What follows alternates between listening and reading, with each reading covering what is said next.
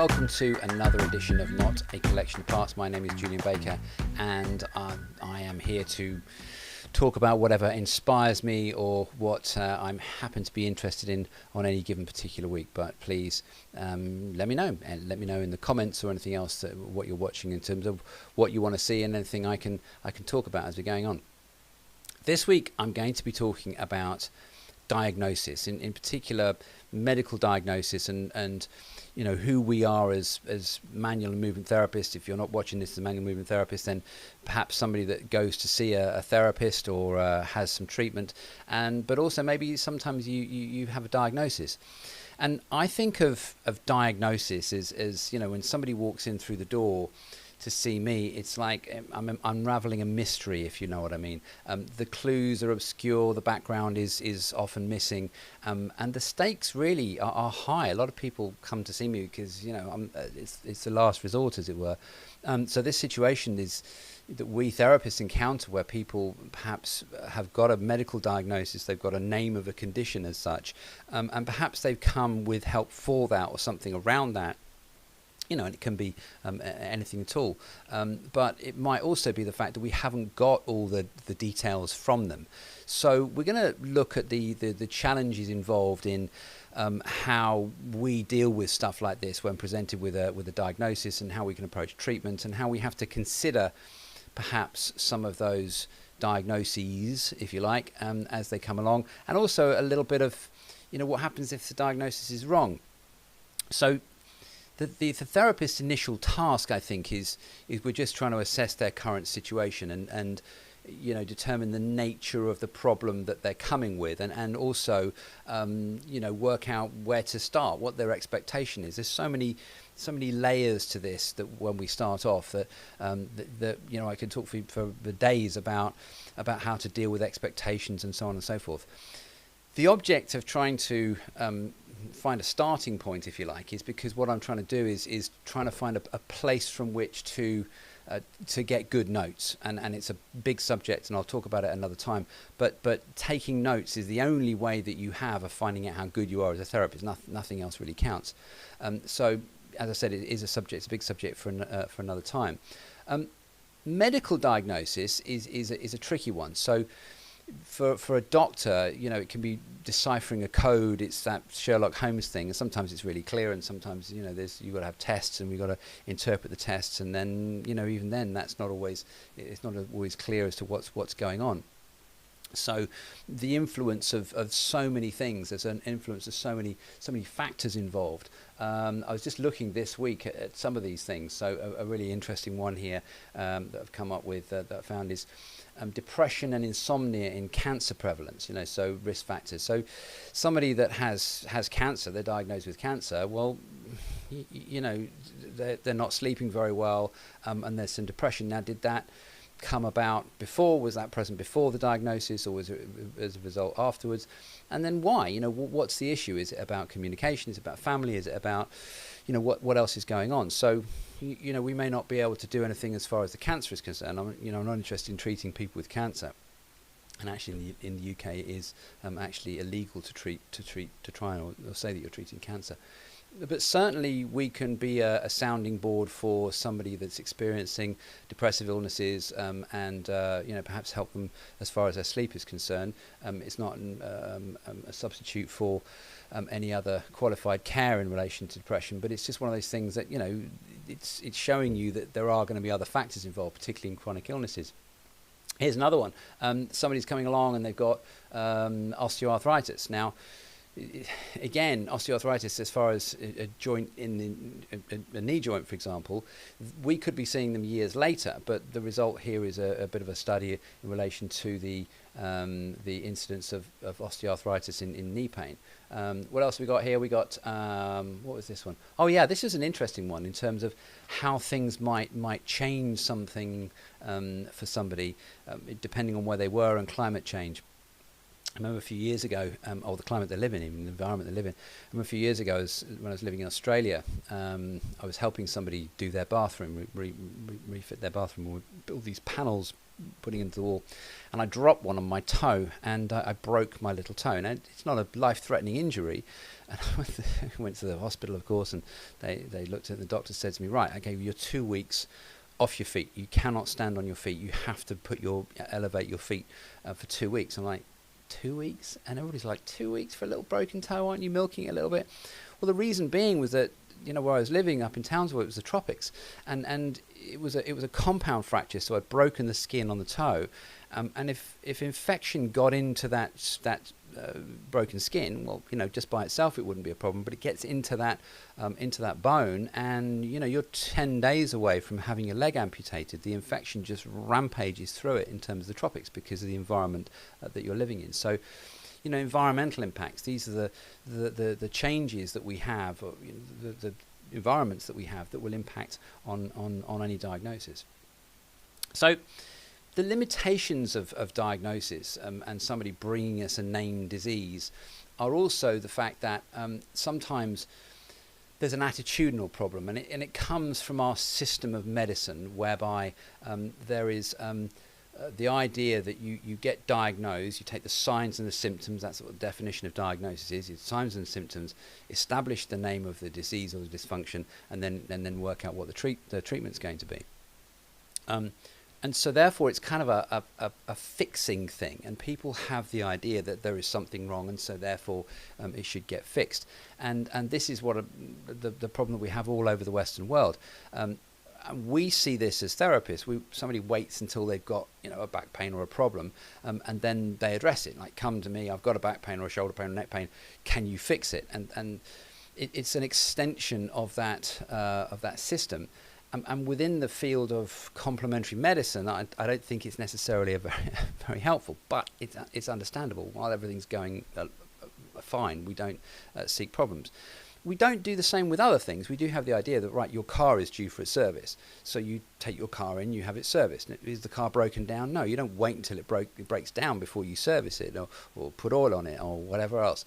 So, but we do that with ourselves. We tend not to think about taking care of ourselves to prevent things coming up in the future. And this is where I've heard this a kind of approach being described as being like from doctors, where like you're walking along a riverbank and you see somebody drowning, and you jump in and you pull them out and you resuscitate them and you get them out and they send them on their way, and you're about to go on your way again, and somebody else is in the river and they're drowning, and so you jump in and you save them and you do it all over again, and the same thing again and again and again and again. And you're so busy jumping into the river and dragging people out that you haven't got time to go upstream and work out why they're falling in the first place. We know from so many different studies that £1 spent on prevention as far as medicine is concerned, particularly in mental health. They discovered this they proved this in Scotland. I think it was £1 spent on mental health prevention, dealing with mental health issues, saves £6. That's a huge saving.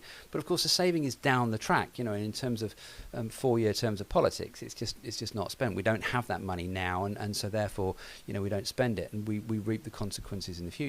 And we can look at that from everything from climate change to concrete in schools and goodness knows what else.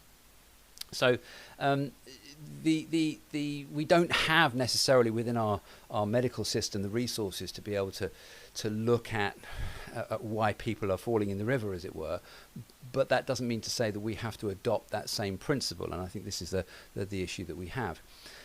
Just a quick interjection here. It would really, really help me if you would consider becoming one of my Patreon supporters. Just £5 a month. That's the only tier I've got. There's nothing else. There's some extra stuff I put up on there on a reasonably regular basis every week or so. I'll put a picture or a short video up there to give you some extra content, so there's a bit of value in that. If you're on social media, please hit a like and subscribe button. I cannot tell you the help that gives me to do that, and it's incredibly valuable. So thanks very much. I'll let you get back to whatever I was rambling about. People want to be fixed. That's the bottom line, and not everything can be fixed. And sometimes even the things that can be fixed will have an implication. So we want to know whether the thing that I do, whether I do Bowen or something else, can cure them, and we just don't know.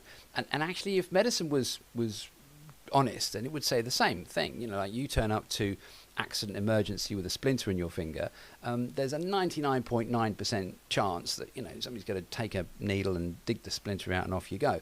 But there's always that one bit of chance that the splinter will have set off an allergic reaction, or the pulling it out will have send something off, and, you know, 3 days later in intensive care or dead. And you've only got to watch any TV hospital drama. House is my favourite, and you know, and this is what happens. Something really obscure is going on in the body.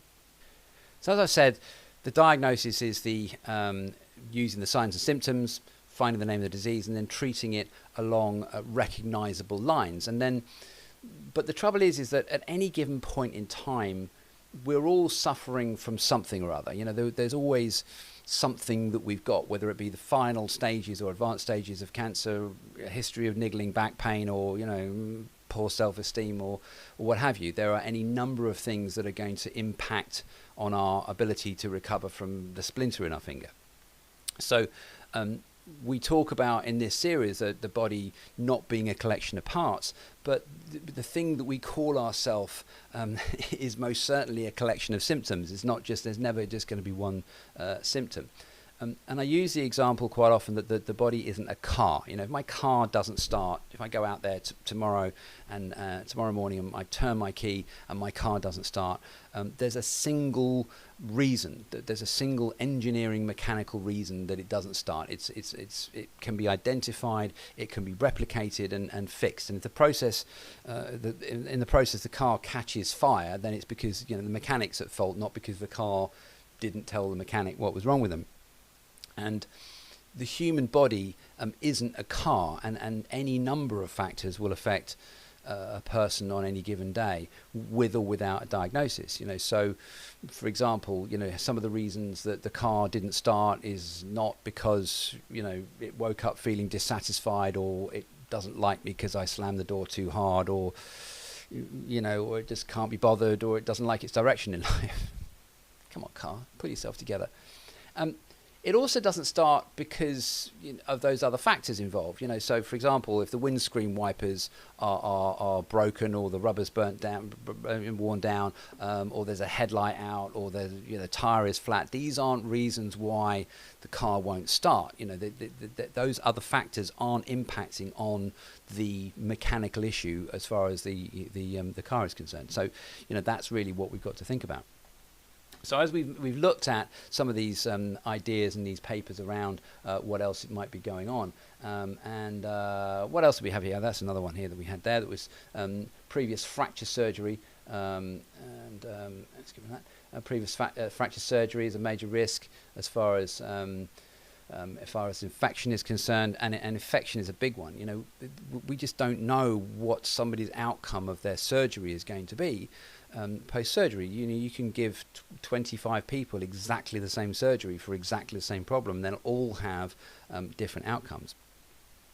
So then, what if the diagnosis is incorrect? And so, how much of a diagnosis, you know, what's the percentage rate that we have of diagnosis that is incorrect? And so I had a little look for that, and again, what we found.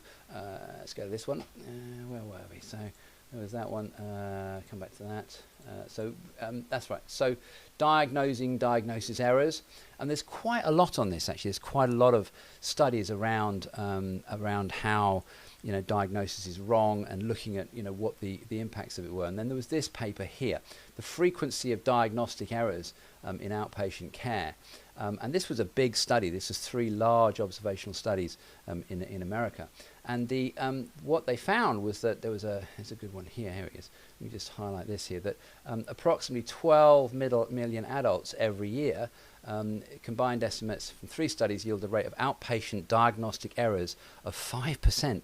That's quite a lot of studies. There's 12 million people that are misdiagnosed, or the diagnostic errors, and about half of these errors, it says here, half of these errors could potentially be harmful. So the estimate suggests that diagnostic errors affect at least 1 in 20 US adults, And this is the reason for this isn't necessarily because the doctors are wrong or because they're stupid or anything else. Is that there are so many factors that are involved as far as a diagnosis, and it's not always straightforward. It has to be something that is multifactorial, as it were, as far as getting it right. And it's easy to miss. It's easy to miss. It's not, not everybody's house. Not everybody has the access to the things that everybody else does. So, as a therapist is concerned, what I'm looking at is what else is somebody presenting to me over and above their diagnosed condition, and how much of that diagnosed condition is the thing that they're bringing me. And I don't. Let me try and explain this. If somebody has happened recently, I've had quite a few of these that are good examples. Somebody's come to me recently, they're in their mid-50s, they've been diagnosed with multiple sclerosis. Now, this is a terminal, progressive, and there's lots of different types of MS, and we're not going to go into it, but a terminal progressive disease. Now, I can't cure or fix the MS. But alongside of that, here's somebody that has also had some major surgery as far as their shoulder is concerned. That was prior to the diagnosis. They've got some back pain and pelvic pain after a fall, and they had some limping for that. They've got some swelling through their legs and some circulatory stuff going on. There's a few things that are happening and a few quality of life issues going on. Now, what I don't know, and what nobody knows, is how much of the MS diagnosis is contributing to that, or the pain in the back, or the poor mobility. And the answer is I just don't know. But the focus from all the clinical side of things is that she has MS, and therefore there's going to be the treatments and the medication that goes around that. My issue here is that I don't know. How was the back pain treated? What was the recovery rate post-surgery? And I just have no idea. So my assumption is therefore that somebody is coming to me with this diagnosis. That's fine. Let's consider that, put that to one side, and ask some questions around that. But then also look at, what else can they do? What else are they capable of doing? So I will give that assessment on the basis of how much movement have they got, what's their range, what are they capable of doing, what do they want to do, what's their expectation, and we work from there. Can they get up and take 5 steps? The answer is yes. Well, let's get them doing that. Let's get them with some treatment that reduces that pain, helping sleeping them sleep better, and increase the circulation, get them feeling a little bit more confident about moving. Have a little look at anything else that's come in as far as the back is concerned. What can I look at that's within my range and my experience? And guess what? In a short order time later, what we find is that this person is saying, yes, I can do that. Yes, I want to do that. They've taken those steps, and their quality of life, the feeling that they have is so much better about themselves, irrespective of the condition. Has the MS gone away? Of course, it hasn't gone away. Insert name of condition here. That's not what we're dealing with. What we're dealing with is the fact that over this period of time, this person could be saying their deterioration is marked or accelerated because of the MS. And I'm not necessarily saying that it hasn't, but I'm saying it doesn't appear to be that's a reasonable assumption that this person actually hasn't had the care, the treatment, the movement input that they might have done to help them overcome the injuries that they had before. So once the MS diagnosis kicks in, that's it. That's the whole focus. So it's not that we are ignoring the story, but we are wanting to get the complete picture. The body is not a collection of parts, but it is a collection of symptoms that affect us as a whole. I don't want anybody to think for a minute that I'm saying that I'm invalidating the diagnosis, or that it doesn't matter. That's not what I'm saying at all. But they've got the specialist to deal with that. And sometimes my job is to find out how somebody evaluates themselves. What kind of relationship do they have with their pain or their condition? And that may sound a bit wafty, but sometimes how can I put this? Sometimes our response to pain or personal dysfunction is we just want to get rid of it. We just want it fixed. We just want it, to be gone. And we use language around this that is that represents an enemy, an external force, and we say somebody lost their battle with cancer, and we need to defeat the pain or the disease, overcome it, and get rid of it, and that it's win or lose. Now, I'm not saying somebody should give in or accept inevitabilities. That's not what I'm saying. It's just that not all battles are won or lost. Sometimes there's an uneasy truce, if you like, and then compromise. There's a negotiation. There's a redefining of relationships, if you like, and it's those that will bring hostilities to an end. Court battles. Most court battles don't end in court. They end up with having a discussion, coming to an agreement, because nobody wants to go to that battle. So once we understand that the pain, the headache, whatever it is part of us. Our first response to a headache is react in opposition to it. Oh my God, my head hurts. Let's grab an aspirin and let's try and get rid of it. And it's a natural response. We all do it. But who wants a headache, right? But an aspirin doesn't kick in straight away. In the time it takes, we have a choice. We can be racked with pain and suffer and experience that, or we can notice it. And what do I mean by noticing it? It is just bring your attention to it. Notice it. What does this actually feel like? Sometimes we're so tensed up trying to deal with this pain that we don't really notice anything about it. When was the last time you had the pain? What kind of pain is it? What emotion does it bring up? How do you feel emotionally about it? Is it scary? Is there a behavior that you have that goes along with this? Is it something that makes you tense anywhere else? Is there any other way that you feel uncomfortable? So once we understand that pain is an output from the brain, we say that pain is all in the head. That doesn't mean to say it's imaginary. What we're saying is that it's being generated by nervous impulses going to and from the brain, and any drug that we take is interfering with those impulses that go up and down the spine. So our thoughts and feelings also follow those same pathways. Perhaps the feeling of being ill and needing to rest is equated for you with a sense of being weak or failing somehow. And where did you learn this? What's the voice in your head that tells you this? It's a learned behavior, sure as God made little apples. And I say it repeatedly to people that resting is not failure.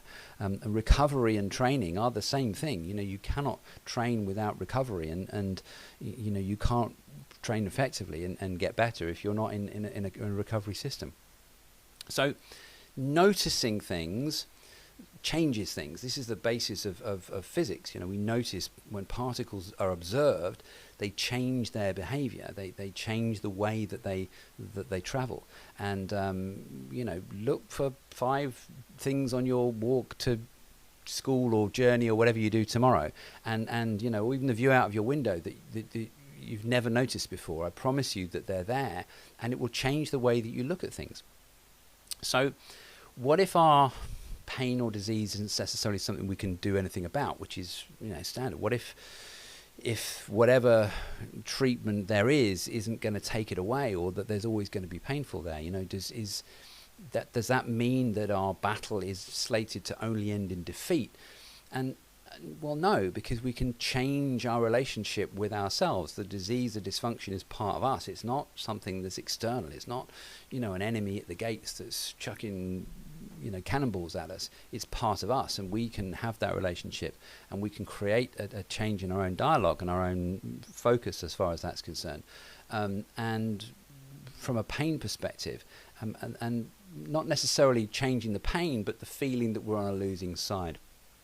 I remember years ago, just after Christmas, a couple of years ago, I had a really bad burn on my hand. I'll find a picture for it, but I had this massive big burn that covered my hand, and it was painful. It was really painful, and I just practiced this because I'm always interested. I'm always very interested when I have pain or something's gone wrong. I'm like, okay, what's happening? What's happening in as far as my body is concerned?